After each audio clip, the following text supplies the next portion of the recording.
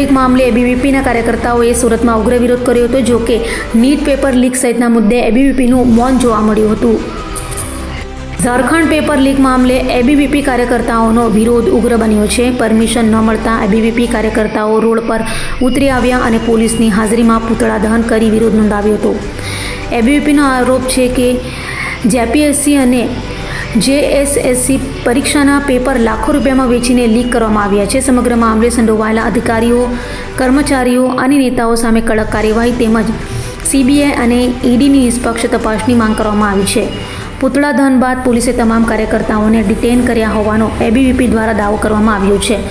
માંગણીઓ નહીં સંતોષાય તો દેશવ્યાપી ઉગ્ર આંદોલન અને જરૂર પડે તો ઝારખંડ વિધાનસભાનો ઘેરાવ કરવાની ચીમકી પણ આપવામાં આવી છે। नमस्ते, लक्ष्मणनाथ योगीराज, सूरत महानगर मंच की जवाबदारी अखिल भारतीय विद्यार्थी परिषद। आज रोज जયારે આપણે બધાના ધ્યાનમાં છે કે વિદ્યાર્થી પરિષદ વારંવાર જ્યારે વિદ્યાર્થીની વાત આવે ત્યારે વિદ્યાર્થી પરિષદ સૌથી પહેલા આગળ ઊભું રહે છે।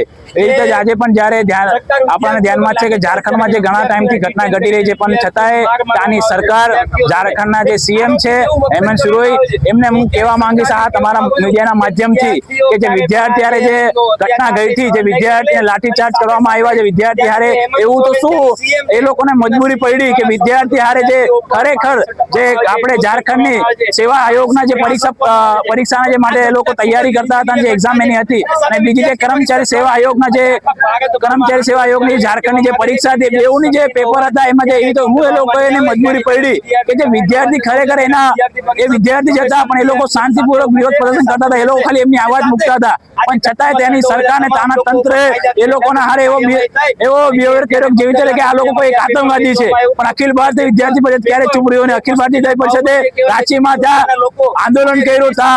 અમારા 110 જેટલા કાર્યકર્તાઓને ડિટેન કરવામાં આવ્યા, એનાથી પણ વધારે ડિટેન કરવામાં આવ્યા। અમારા રાષ્ટ્રીય મહામંત્રી સોલંકીને પણ ડિટેન કરવામાં આવ્યા પણ છતાં વિદ્યાર્થી પરિષદે ક્યારે અવાજ બંધ નહીં કરી। વિદ્યાર્થી માટે હંમેશા આગળ ઉભું રહ્યા। સમગ્ર ભારતમાં આજ રોજ વિરોધ પ્રદર્શન કે જે આ ઘટના ઘટી ઝારખંડમાં ખરેખર ખોટી છે, જે બીજી વાર આવી ના ઘટે।